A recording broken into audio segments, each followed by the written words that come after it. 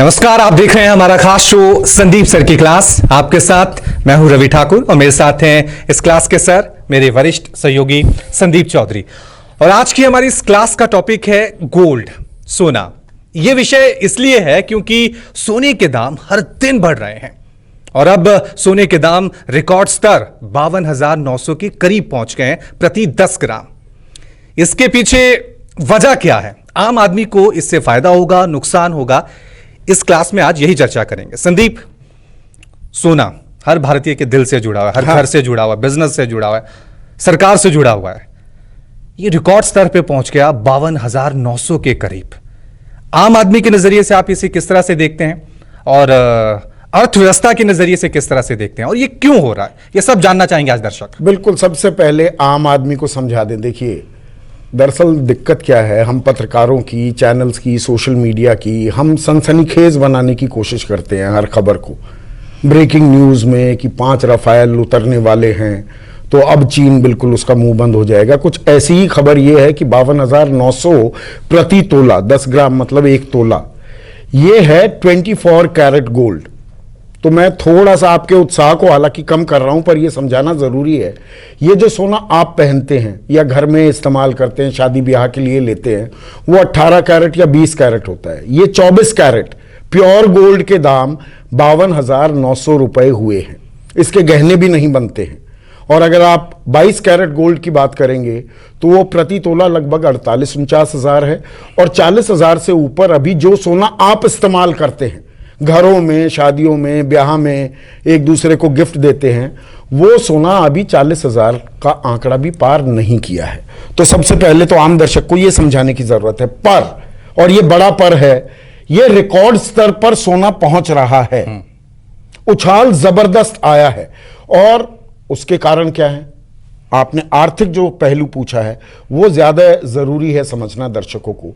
जब भी अनिश्चितता होगी, जब भी आपको यह समझ में ना आए कि अब मैं करूं क्या, शेयर मार्केट कहने को 11,000 या 40,000 सेंसेक्स के करीब पहुंच रहा है, लेकिन वो 20, 30, 50 शेयर हैं जो सेंसेक्स या निफ्टी को बनाते हैं। बड़ी कंपनियां ही ठीक कर रही हैं, बाकी शेयर अभी भी गोता खा रहे हैं। म्यूचुअल फंड्स की एनएवी लगातार आपकी घटती जा रही है, मकान की कीमत आपकी घटती जा रही है। और इकोनॉमी की अगर आप बात करेंगे तो चाहे हम अनलॉक 2 में हो, लेकिन ये मिनी लॉकडाउन जो हर जगह चल रहे हैं ना, जैसे नोएडा में जहां हम बैठे हैं, अब वो सैटरडे संडे को यहां मिनी लॉकडाउन हो जाता है। हालांकि मिनी लॉकडाउन में शराब की दुकानें खोले रखते हैं। ये अजीबोगरीब लॉकडाउन चल रहा है यहां भी। या पश्चिम बंगाल में वहां बाय वीकली है। महाराष्ट्र में अगर आप देखें, मुंबई और पुणे में लॉकडाउन है। बेंगलुरु में अभी 9 दिन का लॉकडाउन था। भोपाल में 10 दिन का लॉकडाउन चल रहा है। उसके चलते सप्लाई चेन टूट गई है। और जो कोरोना का इंपैक्ट अब बढ़ रहा है ना, कोरोना में सबसे ऊपर नंबर किसका आता है? महाराष्ट्र, फिर तमिलनाडु और दिल्ली।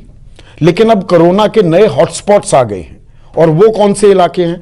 कर्नाटक है, आंध्रा है, बिहार है, पश्चिम बंगाल है। पश्चिम बंगाल बिहार को आप छोड़ दो, अगर आप तमिलनाडु, जो पहले ही संक्रमण वहां फैला हुआ था, महाराष्ट्र को जोड़ दें, कर्नाटक, आंध्रा और गुजरात, ये वो इलाके हैं जहां पर हमारी जीडीपी का, हमारे सकल घरेलू उत्पाद का लगभग 70% कंट्रीब्यूशन है इन इलाकों का। और बड़े शहरों की बात करूंगा, वो दिल्ली एनसीआर हो, वो जयपुर हो, गुजरात को भी इसमें जोड़ना है, गुजरात का सूरत, वडोदरा, ये इलाके, अहमदाबाद हो, मुंबई, पुणे, बेंगलुरु, हैदराबाद, चेन्नई, ये सारे इलाके वो हैं जहां पर सबसे ज्यादा कारखाने हैं, फैक्ट्रियां हैं। वहां पर स्टॉप एंड स्टार्ट चल रहा है। तो आर्थिक पहिया जो है वो पूरे तरीके से घूम नहीं पा रहा है, वो स्टॉप एंड स्टार्ट हो रहा है। तो आपकी आर्थिक अनिश्चितता है। उसके बाद खबरें क्या आ रही हैं, खबरों पर गौर करने की जरूरत है। अब एनपीएस, बैंकों का काम होता है कर्ज देना। अगर कर्जदार कर्ज वापस देने से इनकार करने लगे या वो उस स्थिति में ना हो, मॉरेटोरियम भी दिया जा रहा है, ठीक है, तो बैंक जो कर्ज दे रहे थे पैसा वापस नहीं आ रहा है। 8.5% एनपीएस थे, वो बढ़कर 14.7 हो गए हैं, 15.25%।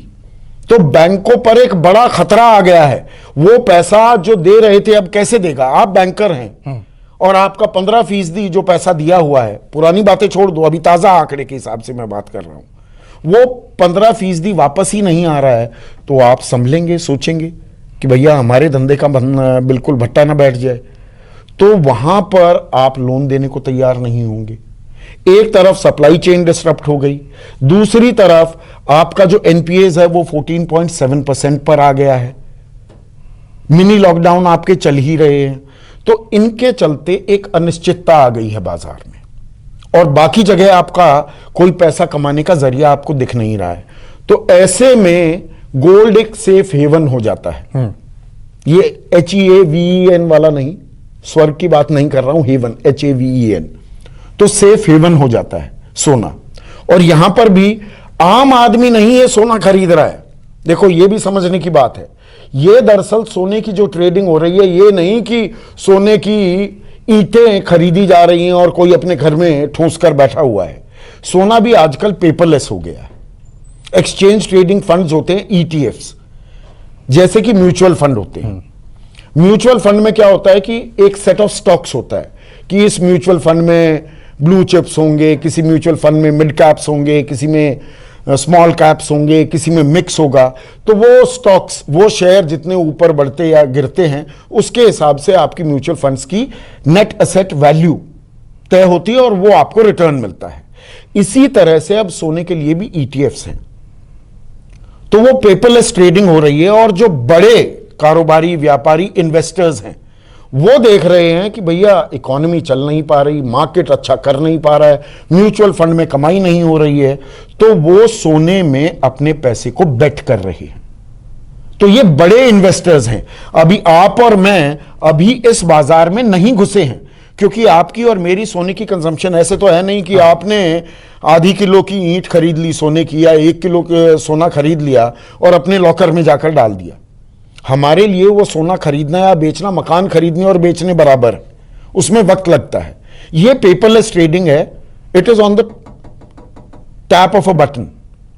तो वहां पर निवेशक, बड़े निवेशक अभी सोना खरीद रहे हैं, पर इंडिकेशन यह है कि इकोनॉमी में सब कुछ ठीक नहीं है। अभी वैक्सीन जब तक नहीं आती, वैक्सीन कब आएगी आज का है, इसके बारे में अभी मालूम नहीं है। ऑक्सफोर्ड की भी जो बात है, वो कहते हैं कि उनको भरोसा है इस साल के अंत तक आ जाए। बहुत सारी वैक्सीन आ चुकी है। हाँ, वो वैक्सीन है भी कि नहीं है, उस पर भी सवाल है। एक और जो आपने कहा कि तो निवेशक के नजरिए से, लेकिन एक आम आदमी के नजरिए से, जैसा आप कह रहे हैं कि हो सकता है कि वो दाम अभी 40,000 के आसपास हो, लेकिन किसी वक्त ये दाम 2 गुने तो हो गए। यही दाम 20,000, 22,000 पे थे, और अब त्योहारों का सीजन है। आपने अपनी शादी के टाइम पे कितने में खरीदा?